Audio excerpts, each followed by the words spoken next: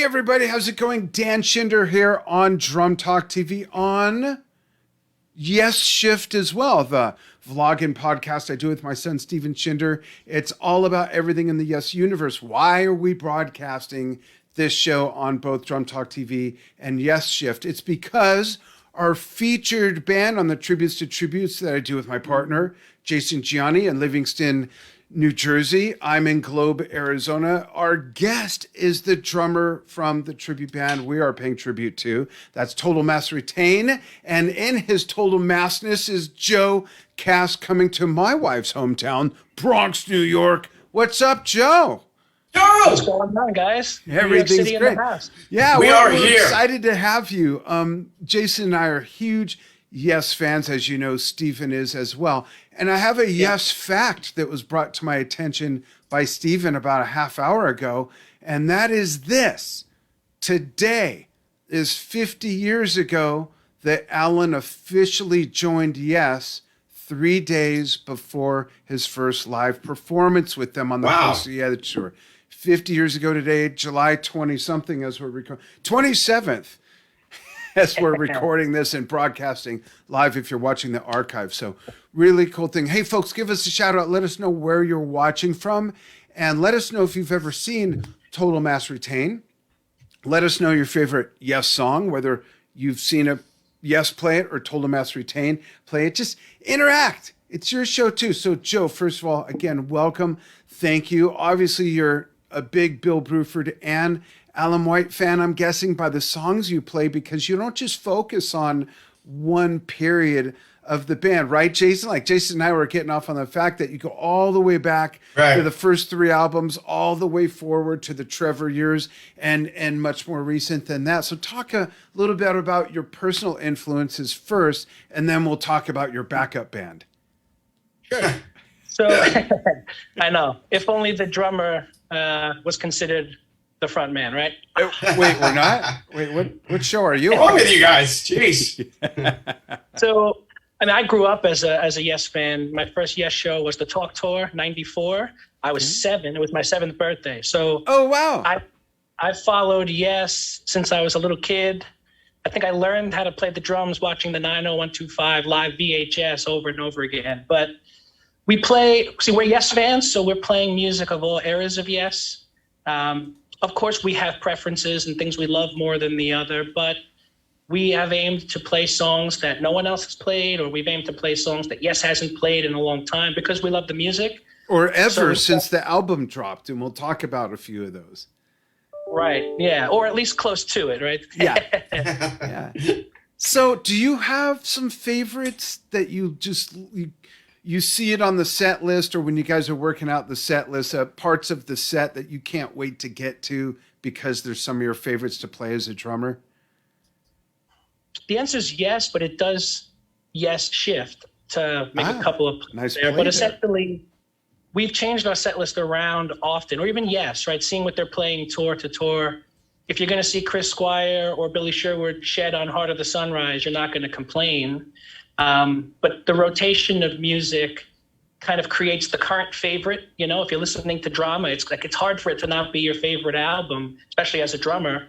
Yeah. But if you put on the ladder, you go, damn, Homeworld, this album is amazing. And I love that album. I love that. Yeah, it's amazing. Face to Face, Lightning Strikes. I just love that album. Yeah, The Messenger. My father pulled up Yes 99, the Beacon Theater, December 99. And he was like, oh my God, we were at the show. Oh my God, the set list. So when I was 7, they came out with Talk. When I was 10, they came out with Open Your Eyes. I love that album. The Ladder. Me too. Yeah. It just, it continued to sort of evolve. They toured every year, and there was albums almost every year or every other year for a period. So I love them all, man. That's awesome. That's great. I want to give some shout outs, folks. When I'm looking over here, I promise you, I'm not watching the Flintstones like when I interview Carmine Appice. I'm actually looking at your comments. So let us know where you're watching from. We've got John Ritwiger says, hey, Joe Cass. We have. So that's the keyboard player. Yeah. Oh, hey, John. And Monty. Hey, John. Tribute to ELP is watching. How cool. We got to have you guys on watching from Lynbrook, New York. Yeah, message us and message us through the website, drumtalktv.com. We got to talk about that because Jason and I are huge ELP fans as well. And I got to make my screen bigger because the comments are like super tiny. Is it just millions of fans? Like, oh man, Joe Cass is on with Dan and Jason? Oh, yeah. Oh, hell yeah, man. There's like an autograph line outside of my door right now. It's amazing. But they're waiting for you. They're like, why is Joe not at your house? So I don't know what happened. Listen, I want to come to your house and play your drums, dude. You got a crazy drum setup.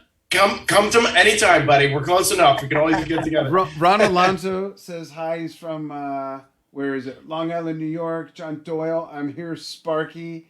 John Ruiger says, who's Joe Cass? You guys don't have a keyboard player anymore, do you? I don't even know who Joe Cass is. Let's talk a little bit about the history of the band. Jason, you want to take some of that? Yeah. You're a big history lineage buff. Like, where did it all begin? Where did it begin? So according to Joe, Joe is the one that really brought a lot of this together. And I know your bass player, Joel, very well, is wonderful and a great guy who is listening, I think. And I know he came in a little later, if I'm not mistaken, right? If I'm not mistaken on that, Joel? No, Joel, our current guitar player, Johnny, yeah, was the most recent member who joined. The other four of us started the band together with a buddy of mine, Mark, out of the Bronx, who's no longer in the band. Okay. So Johnny's the newest member, but I mean, I can give you some background, or did you have any specific direction you wanted to go, brother? Why don't you talk a little bit about it, and then I have a question when you're done. Okay, cool. It's sort of like a universes collide kind of thing. I met Joel when we were on the Cruise to the Edge. Right. And so that was like the Prague of Prague people. And we had met, and the second year of Cruise to the Edge, they did an after-hours Prague jam. So Joel and I were like on a bunch of Yes tunes together. Hey, nice to meet you. Cool lefty, Chris Squire, Rick. Okay, let's rock. So we kind of evolved from there. And I had joined a Yes tribute band called Yesterdays that was out of Jersey. And it's funny, like I was 10 years old at the Beacon Theater, and my father's like, hey, that guy Richie's the bass player of a Yes tribute. And I said, hey, Richie, I want to be in your band. And then, 15 years later, I was in his band. And John Ritwiger was the keyboard player. And Terry Day, our lead singer, had also joined at the same time I did. So the three of us were in Yesterdays, and it was cool. Like those guys wanted to play Yes songs and only Yes songs, and no Trevor Rabin. And I was like, well, look, I'm ready to do Mind Drive. So if we're not going to do anything past 1973, I'm not sure I want to do this. And so we kind of pieced it together where Joel was driving down from Peabody near Boston, Massachusetts, and my buddy Mark from the Bronx. And I had been jamming with all three segments and then just kind of pulled it together, and it worked. That's interesting. Jason, after your question, I just want to let everyone know we have 3 videos we're going to play some of. And we're going to play one right after Joe answers Jason's question. But I also would want to remind people why we do this show, Jason. I mean, it's in the description, but not everyone bothers reading.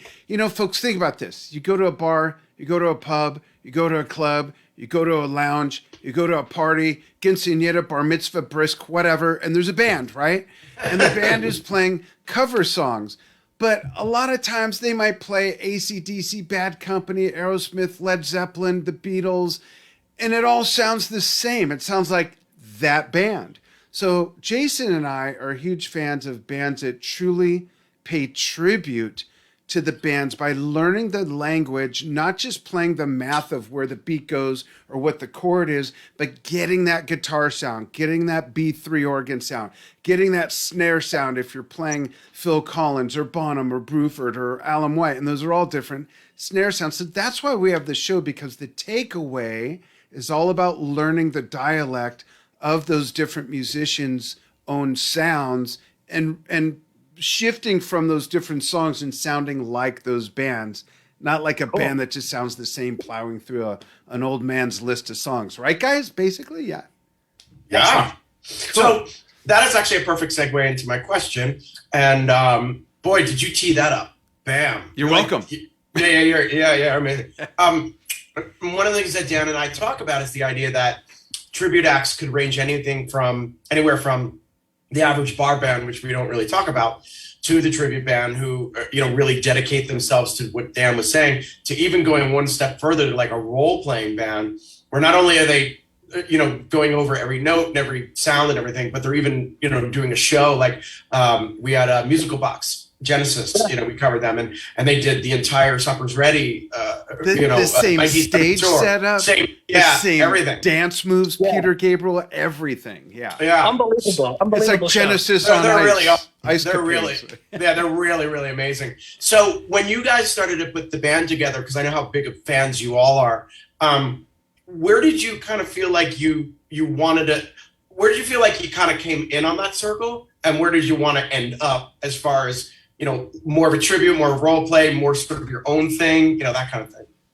Well, it was always about playing the music the way it was played in concert by Yes throughout the ages. And when Roger Dean sent us the potential invoice for the logo and the stage design, we said, we're not there yet, Roger. We're going to have to come back to you one day. So we never really wanted to try to dress like them or look like them, but it's got to have the vibe. Like Terry, our singer, is a naturally spiritual guy. He's got the natural voice. He's not singing in falsetto or using auto-tune or trying, you know, whatever. We found a unique group of individuals who capture the essence, I think is the way I'd like to put it. So we've never tried at this point to put on an exact copy. We've just tried to make people feel like they're at the Garden in '77 or something like that. Nothing too complicated, you know? Yeah.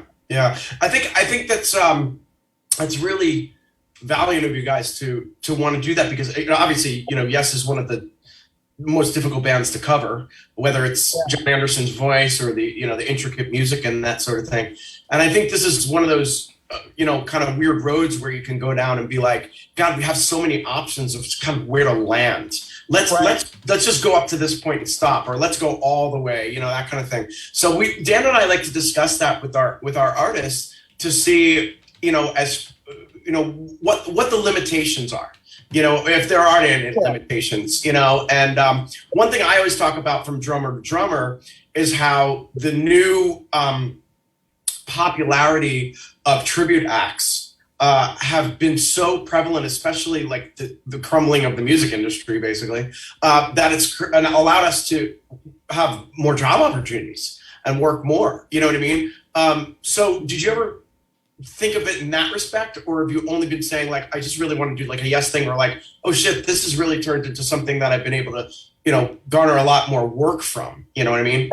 It's a little bit of both, meaning I had things going on that became the baseline of this, and it's also become other things. So, you know, you talked about quinceañeras, weddings and everything. I'm playing drums at weddings with DJs and, you know, change the whole setup of my kit. And I'll get nerdy with Jason for a second. So it's not a sitting kit with my hi-hat on the righty, with my hi-hat on the left, and there's no kick drum. So I'm standing, and I put the hi-hat on the right of my big palm. So I'm getting like a boom, boom, boom with my right hand, because I'm not using a bass drum. Anyway, getting a little drum talk. Well, then, we don't want to hear it. It's in the wrong spot, man. Then you got to be a fan of Jellyfish, then. Well, I've listened to some, but I haven't gotten deep into it. Oh, Andy Sturmer was the best stand-up drummer ever and singer. Okay, I'll check it out. I'm a sponge. I like to listen to everything. But to your question, so I've played in cover bands, bar bands, weddings, and the Yes thing, you know, I was in my basement at 10 years old playing the Open Your Eyes album by myself. So it became like an opportunity to play Yes music, and so I went as hard as I could to make it a reality, and so did the other people in the band. And from that, things like being on Cruise to the Edge, I kind of did some stuff with Patrick Moraz, and I played songs with John Davison and Jeff Downs through the cruise. And so it became like, who's this guy, Joe Cass? That son of a gun. And it became playing with musicians like Fernando Perdomo, for example, reached out to me and asked me to record on the Yes tribute album he was doing with Dave Kersner. So I was actually, long story short, I'll skip the details, but he gives me a call and he says, can you go into the studio tonight and record Machine Messiah? And I said, yeah. But I was in LA at a bar with Tony Kaye for my birthday. I swear to God, crazy story. Not trying to name drop, but that's what happened. So I've been able to take my role in TMR and gained some notoriety in the prog world that's allowed me to play with Fernando and Gabriel, like on the most recent cruise in their bands. Yeah. While also continuing to position TMR as sort of like the tribute that Yes themselves went to see and said, hey, we like these guys. And so, you know, TMR is still on a major upswing as far as I see it, even though we've done some pretty big shows. Well, let's show somebody and show them audibly as well a video and let them get to know you musically a little bit. And folks, while the video is playing, I'll check messages. We'll give some shout outs. If you have questions for Joe, let us know. Let's play their EPK. This is a nice cross section, a nice, real opening introduction to open your eyes to Total Master Tain. Check this out, folks. Be right back.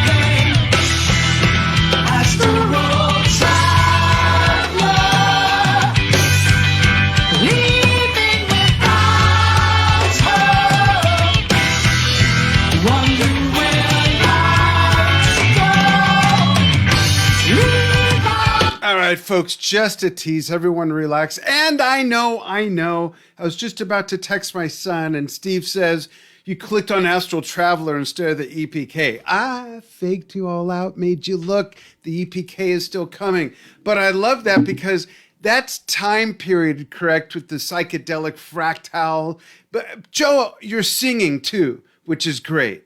I love that. Bill didn't sing. Alan sung, but Al didn't sing on that. But your voices sound great. And you folks will hear how the band adapts their sound, just like the spirit of what we pay tribute to with great tribute bands, to the sound of Yes as their sound evolved through the ages. Now I'm going to play what might be a good quick example of that. I don't know if I mentioned this, but they have a great EPK.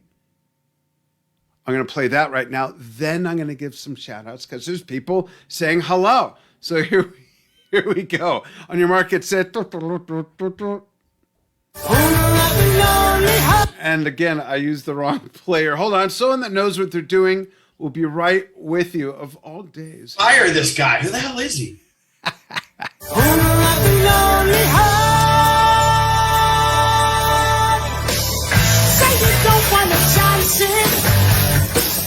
You've been hurt so before. Watch it now. Tensions others will be there laughing too. 2045, I hope you'll see. I'll be there with you. Guessing problems only to deceive the nation.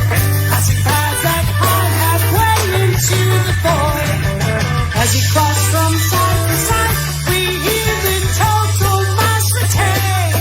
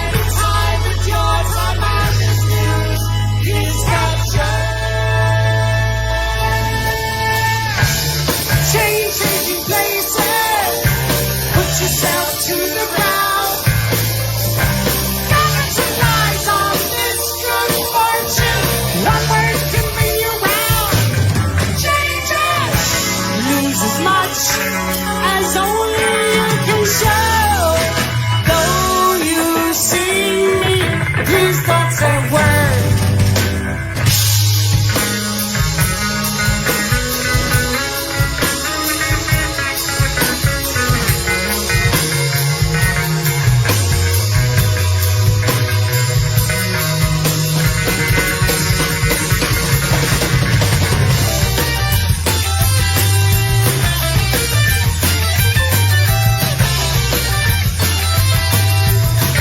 And if you want to see the rest, you can check out their website. What is the website, by the way, Joe? And please, folks, don't jump off the show and go there yet. Write it down. Go there after the show. We got so much more to cover. And I got comments and all kinds of shizzle. So, Joe, website. TotalMassRetainedBand.com. Awesome. Great EPK. Steve Foy says, "Hey, Joe, happy to see you get the recognition you deserve amongst your peers." And just like Joe and everyone else we've had on the show, they mail in $1,000, they get the recognition. Next. Yes, we do take Monopoly money. John Doyle says, "You guys blew me away when you played Astral Traveler last time." Brian Neeson says, "Fab." And just to be clear, that's Gabriel Agudo, not Peter Gabriel. Brian Neeson saying, "Hey, Joe," unless he's singing the song. Hey, Joe. No, probably not. John Hey, King. Joe. But if Brian's singing "Hey Joe," it's in a very deep Scottish accent, so I'm not sure how that goes. Nice. Where are you going with that gun in your hand? Just want to say, Albert? What's that? No, I was gonna respond to some of the shout outs, but okay, keep going, man. I want to hear the Albert Ezekiel Camara says, "Hi, I'm watching from Sierra Leone. Thank you for tuning in." Joel Simches says, "Say hi to Jason." Hi, Jason, from Joel. All right. Denise Mr. Lefty. Oz. Denise says, "Hi, Joey," with a big red heart. Good evening, Fulvio. Keep it coming, folks, and let us know if you have questions for Joe. Love the EPK, and we will play some of Sound Chaser in a bit, but Joe, go ahead. So this is the thing. I've gone to Yes shows my whole life, and so many of these people are people that I've met at Yes shows. It's Yes fans. Right? A lot of this began at YesFans.com, and it kind of moved into the Facebook, Instagram world. But these are people that I've met through Yes shows my entire life. Brian Neeson in Dunfermline, Scotland. I was at a couple of the UK tours and slept on couches and went play. The Yes world to me is like a great brother and sisterhood of people who I've met along the way. So a lot of these people that have joined, a lot of these people that see TMR. And one thing I'll say about TMR is that if I'm one of the biggest Yes fans, I want it to make me feel like I'm at a Yes show. And Joel on bass, Johnny on guitar, John on keys, and Terry on vocals. Not that I'm just the drummer, but in Yes, you have to have a pecking order of like the average person is looking for the singer, the keyboards. The band is amazing. And the Astral Traveler you heard, I mean, there's vocal effects that make it sound like the Leslie, but that's not edited. That's not doctored. Yeah. The EPK, it's mixed, but we did that. Like these guys that I play with are so good that I feel like I'm playing Yes music to the best degree that people can play it who aren't Yes themselves. And that to me is what I think makes TMR special to me, but it's also what we're hearing from all the other Yes fans. And so I'm super proud of TMR. I'm super proud of how we deliver the music from each era. And I'm super proud that Yes fans and friends that we continue to make along the way are feeling the same way. And so, proud is the right word, but thankful too, everybody who's joined and checking us out. So we appreciate it. That's awesome. Joe, I've been, my son Steve, and Steve's been a Yes fan since he was born, literally. If I do the math, he's just a little older than you are. And I've been a Yes fan since I was, 9, 10. I'm 59 right now, so it's been a while. And I've seen Yes almost every tour since 1978.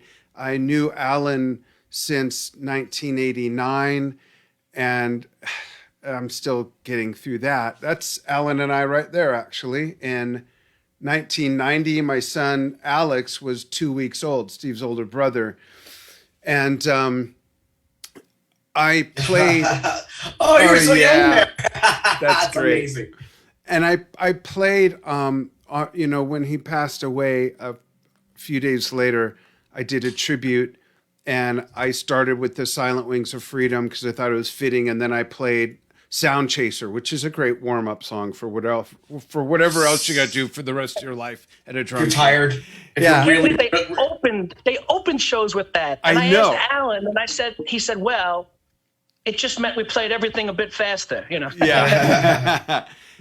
Just, a tremendous catalog, and I admire how you have not focused on just one element of the band, which any band is welcome to do, and it's still an amazing feat to be able to do that, and an amazing tribute. But I do love how you guys incorporate a lot of stuff. Jason, before we show some of Sound Chaser being watched by, I think Tony Kaye was also there. Pat Moraz was there, which is great. Do you have any questions for Joe before we go to the next video? well, I think we should maybe bridge this. I'll start with a question, then you follow up with some song questions. I know the question you will have regarding the songs that we discussed before. But Joe, with the largest catalog in the world, one of the bands with the largest catalog in the world, how do you guys go about deciding how to organize your sets?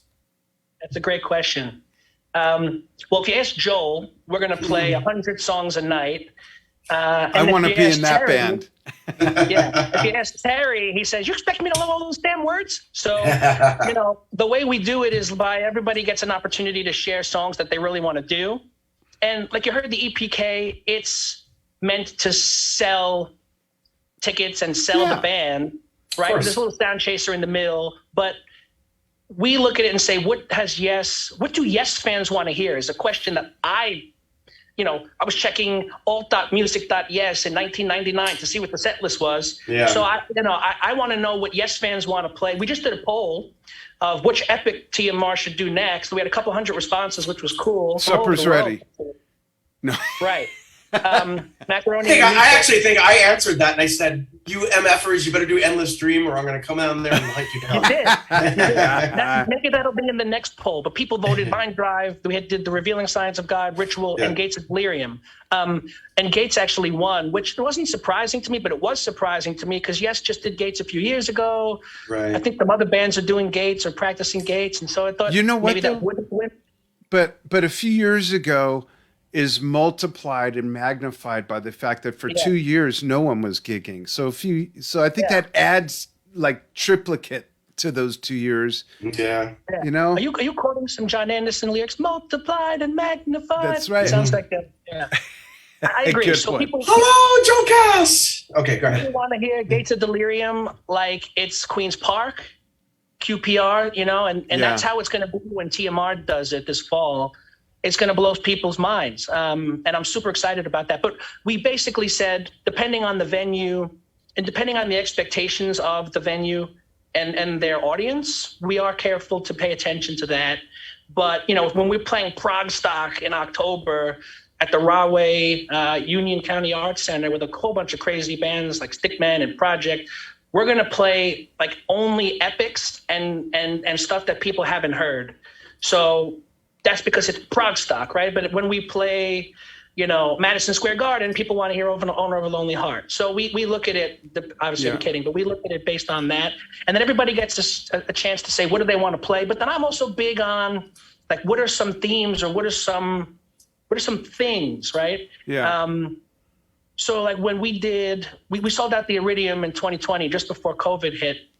And the idea was, we wanted to do something that Yes did in New York City on the exact date we were playing. And on the Tales tour, 2/20/74, they did All of Close to the Edge, obviously. So we marketed like we're doing All of Close to the Edge like Yes did in New York on this date, however many years ago. We did a voiceover. I lowered the octave. I put a British accent, all that kind of good stuff. We did side 2 of Relayer because Yes hasn't played Tales. I'm sorry. Yes hasn't played Sound Chaser in its entirety or To Be Over in its entirety since the 76 tour with Patrick. So, that was a special thing for people to say, oh my God, side 2 of Relayer, we haven't heard this, because they did Gates and the Masterworks tour and Symphonic. So I'm going on here and I'll give it back to you guys for the next question. But essentially, it's too many ideas that have to get filtered through. What do we want and what do people want? And then there's a, hey, we'll do this one in a few months from now kind of thing to continue to change it up. That's cool. That's the plan. I like you know? the process. I knew as soon as you mentioned Endless Dream that Steven Schinder would chime in. He mentioned it, yeah. Yeah, he says, I would love to see Endless Dream. But Steve also has a question, and I'll read some more. Steve says, if you ever do Mind Drive, would it be the entire song or split up how Yes did it in 2004? And he says, I'd prefer the former, laugh out loud, which I would as well, the entire song, including the acoustic, classical beginning, everything. Oh yeah, if Yes did something live, we think it's in the rule book that it's okay to do, but we were absolutely going to do the full epic. Okay, awesome. And I'll go back to my question after some other folks. Brian Neeson says, talking about lesser played songs, TMR played No Opportunity at the Philly Fan Convention in 2018, which I hosted. He sang that, not me. He did. Directly yes to play it. This is directly yes to play it on their next tour. I think I get that. Tony K, this led directly to playing it on their next tour. Got it. Tony said, Joey, Steve referred to you and said, maybe we should play No Opportunity Necessary. So that was a cool thing because most of Yes were at the show. Steve wasn't, and Steve's not a social guy like that, but we talked about it, and he was excited because we did Future Times Rejoice. We did Brother of Mine. One of my favorites. So when I say songs that they haven't done, Silent Wings of Freedom, Future Times Rejoice, not that Silent Wings hasn't been quoted often by Chris and Alan, but the full song wasn't played since 79, to the best of my knowledge. Remembering, there's rumors that they did the Remembering on one show or a sound check in 76 with Patrick, but the Remembering hasn't been featured since the Tales tour. So we did songs like that. They played the middle section, actually, of the Remembering at a bar mitzvah in New Jersey. Yeah, I was there. It was your bar mitzvah. Running free. They did that in Ritual a little bit, but yeah. Anyway, shout out to Brian. He's a great friend of mine, and he's a great friend of the world of Yes. So we appreciate Brian. And Manticore is asking, how do you guys go about getting the members of Yes to show up at your shows? Are they just interested, or is someone directing them to you? So I have to start by shouting out my father, Mike Yes Fan, who it got to the point where John Anderson walked by and said, the super fan. And of course, my father's never lived that down. Everywhere we go, I'm the super fan. But I was a kid at the stage door, and my father pulled off this, like, we're the Yes family with my mother, my brothers. We got backstage at the Talk Tour. I ended up in the elevator with Chris when I was set. Like, these things happen. My father calls it Yes luck. And I swear, I believe in it. So it evolved to the point where they've seen me as a kid grow up at the concerts, running to the front row, air drumming. And then it evolved as I was an adult and starting to have some beverages with them and other things along the lines of just hanging out. I'm the luckiest kid in the world. So they just knew who I am and know who I was, whatever. And, you know, Brian was part of this, but Yes Management was willing to have TMR do the Yes 50 celebration in July 2018.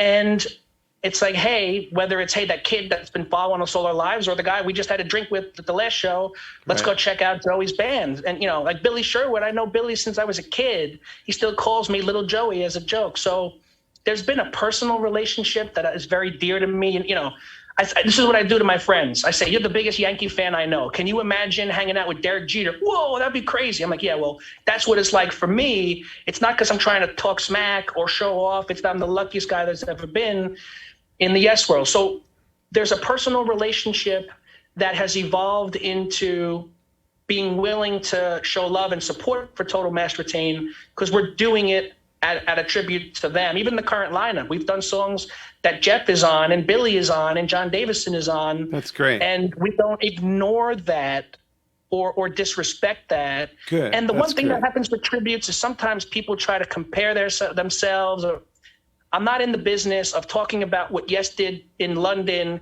and what we did at the Iridium for 1% of the amount of people. I'm not in that business. And sometimes people want to make comparisons, and I appreciate that, but we're just trying to play Yes music the best that we can, but we are not Yes. So the fact that they show, I think they know that, and so they're willing to be supportive and respectful to us as well. That's great. Thanks for all that. And I do want to acknowledge a couple other comments. And then we're going to play some of Sound Chaser with Patrick cheering them on. Ira Reckenthaler from Germany says, hey, from Germany. Donald Taylor says, ask Joe to say, practice makes perfect. Okay. Practice makes perfect. Superb. Superb.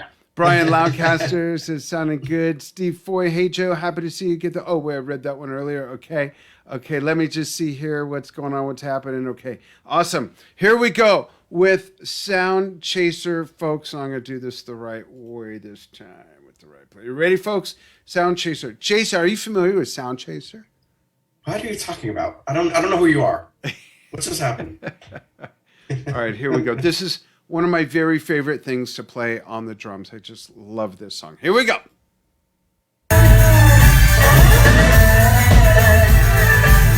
This is an audience shot video, but it's awesome. If you know the song, you'll appreciate it. Listen to this, folks.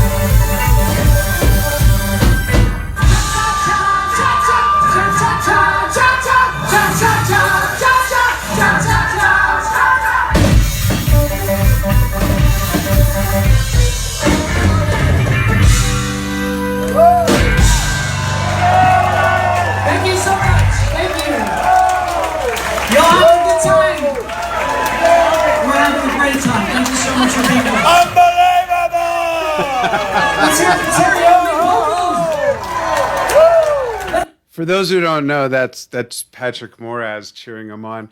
Jason, I kind of heard you. Stephen messaged me. Was that to me or the show, or it was to you? We were losing. Oh, I couldn't. Audio was going in and out. So okay. Steve said it was fine. Some people said it was fine. It was going out on me. I don't know. And then one other person said we lost audio, so it's kind of going back and forth. So sorry. Okay. I'm getting a message that other Yes tribute bands are placing cyber attacks right now on the show. Yes, yes. Are they Russian? Yes. Never mind. Okay, so Patrick was going crazy at that, and again, like our keyboard player John, when he needs to sound like Patrick, it sounds like Patrick. When he needs to sound like Jeff Downs or Tony Kaye, it sounds like them. And I'll make one quick note before you jump back in, which is. I mentioned the band starting, and I mentioned, I want to make sure I mention Johnny Bruns on guitar, because Johnny and I met when he was touring with Tony Kaye, with Billy Sherwood in Yoso, with Bobby Kimball from Toto. Yeah. Yes, and Toto. And again, that was a unique example. Their drummer, Scott Connor, didn't have a double bass pedal.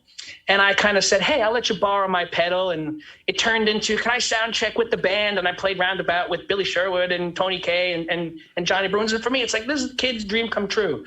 So Johnny and I developed a relationship from when he was in Yoso and in Circa. And we were on the cruise together. We've had a lot of memories being in California. He always made time for me. And it just worked out perfectly. So he's flying from LA to come be in TMR. Interestingly, we're rehearsing without a guitar player, and then he flies in, and then we do the last minute rehearsal, but we've still managed to, do a great job. Hey, we're going to go play Awaken for the first time. And how many rehearsals are we going to have with Johnny? Doesn't matter. We're going to go play Awaken on Prague on the Ranch. So things like that. But I wanted to shout out Johnny as the fifth member, who more recently joined in 2022.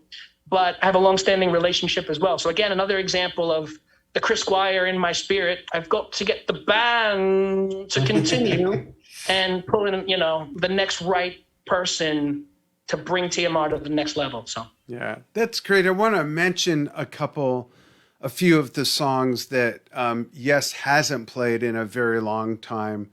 That, if ever, in a couple instances actually, other than on the album, and then ask you a couple last questions. And folks, thanks for tuning in with Jason and Joe and myself for our Tribute to the Tributes, featuring not part of, not some of, not a bit of, but total Mass Retain.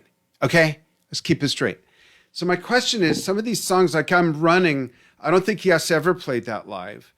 Brother of Mine, of course, was never played other than on the ABWH tour. The More We Live, I don't think was ever played live, was it, Joe? I don't think so. Billy did it with Circa. Oh yeah, that's right. That's right. He's done it in his solo shows. What happened with the Yes 50 event was, it was like, we welcome you. You can play. You just can't play anything we're playing. Yeah. Because we played during the day. Yes played Friday night. We played Saturday morning, then Mraz, and then Tom Brislin. Then Yes did a Q&A. Roger Dean had the art gallery, and then Yes played again Saturday night. But you can't play anything in the set list. So we did a chronological journey of things that Yes wasn't playing. And real quick, that set list was No Opportunity. Siberian Khatru wasn't in the set list, so we did it. Sound Chaser, Future Times Rejoice, Hearts. That's a great Brother song. of Mine, The More We Live, Let Go, and Subway Walls, which was relatively new off of Heaven and Earth. Yeah. And Jeff Downs was there, and he said, Joey, that's it's the best version that's ever been done live, the only version, so that was our set list. That's for a them. great But set list. to your point, I like that. Joel probably can tell you that there were 3 dates that they did I'm Running. He's a library of that stuff. But yeah, Brother of Mine was something only ABWH did, and The More We Live, like you said, was a Billy thing outside of Yes, but not done by Yes. I was just going to say that Stephen is also a lexicon when it comes to Yes Music members' albums, what was played live when, who had what for lunch, why. And Steve says apparently I'm Running was only played at 4 shows on the Big Generator tour, according to Forgotten Yesterdays. So, like always, he's on that. Hard. So here's my question. What, with all the variety of stuff you've played, what would be a deep dig of something you haven't played that you would want to play other than Mood for a Day? Right. I mean, my drum version of Mood for a Day is just as good as the original. There you go. Well, there are some trade secrets that we're talking about in the background, so I'm not going to give that away. Okay. But what song is it? Well, I would say right now, Fanboy, we want to do Magnification, Homeworld. Oh. I want to do something off of The Quest, but I also wanted to see what Yes was doing, because I didn't want to do what Yes was doing because it doesn't make sense. So I totally agree.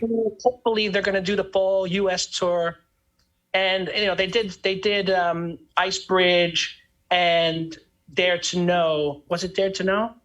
I'm mixing up the names, but for me personally, I want to do things off of Tales and doing the Remembering. We did it for 1 show during COVID, and then it's like you need a lot more time to get back to doing the Remembering. So I'll just come out and say, I want to do Tales, and that is an investment of epic proportion. But I might be arranging the type of tour that enables us to do Tales or something like it. So we'll see what happens. But the reality is, it's one step at a time. It's tough to say, we're going to do an hour and 20 minutes of something we never done before versus let's do this 20 minutes or let's do that 20. So we'll see what happens. But for me, I want to do Tales. Okay. That's my number 1 favorite thing to play, by the way. I play it all the time. I just love it. So here's a question for you. Do you ever come out west, or let me think, I'll just say it, or you're just a bunch of weenies?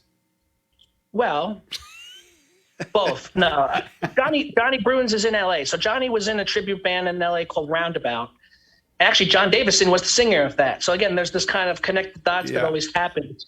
And Johnny Bruns was like talking to Chris Squire, sort of like, you got to check out John Davison, and they put a promo together. There's backstory to all that because Johnny actually did rehearsals with Alan and Chris when Benoit was auditioning, or I should say, practicing with the band, and Steve was in England. So there's a history there. But at this point in time, I'm working with a venue called the City Winery, and we just booked Boston for September 2nd. That's a Friday, Labor Day weekend, and New York City, Sunday the 4th. And we're having conversations around their venues in Nashville, Chicago, Atlanta, Washington, D.C., et cetera. So taking TMR and putting a big Yes show in a few different markets, it really is around the business side of how do you make it happen when you're not the Musical Box, who's a national touring act that you just put it where you put it and it's that thing. Yeah. Bring it to LA and bring it to California is on my mind. I've got offers in the UK. And because I've been to the UK so many times, and Joel and others, we could be successful in terms of shows, but and there are venues that would book us, but there's a logistical side of one step at a time to make these things happen. Growing from where we are and saying we're going to go to England tomorrow doesn't make sense. Yeah. But building our way out west does make sense. And absolutely, it's my objective to have the crazy California Yes liquor locusts, as we used to call each other, showing up at a TMR show on the West Coast. Great. Well, let me know personally. I grew up in Los Angeles. Okay, cool. I live 100 miles from Phoenix, up in the mountains now, but I grew up in Los Angeles. I still go out there. I lived in Vegas for 10 years. You're still alive. Yeah, barely. 7 of our 11 kids live there, of our blended family.